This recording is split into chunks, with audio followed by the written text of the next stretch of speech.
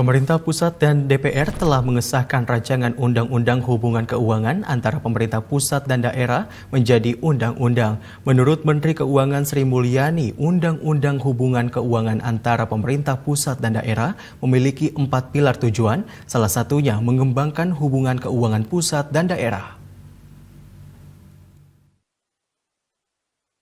Pemerintah melalui Kementerian Keuangan dan Komisi 11 DPR RI telah meresmikan rancangan Undang-Undang Hubungan Keuangan antara pemerintah pusat dan daerah atau HKPD menjadi undang-undang pada 7 Desember 2021.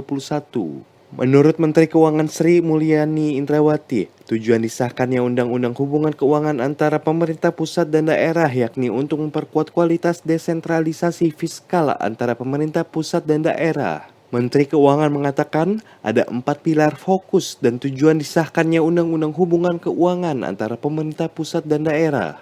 Pilar pertama yakni mengembangkan keuangan daerah serta memperkuat sinergisme antara pemerintah pusat dan daerah. Kedua, mengembangkan sistem pajak daerah untuk menciptakan alokasi yang efisien. Ketiga, meningkatkan kualitas belanja. Dan pilar keempat yakni harmonisasi belanja pusat dan daerah.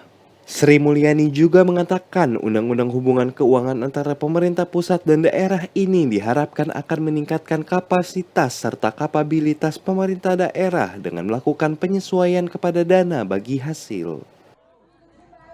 Yaitu sekarang ini dana bagi hasil terutama yang dari natural resources atau sumber daya alam biasanya hanya untuk daerah origin penghasil dan daerah non-origin tapi di provinsi yang sama.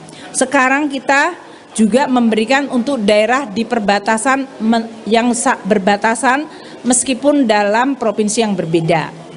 Kita juga memberikan juga kepada daerah pengolah.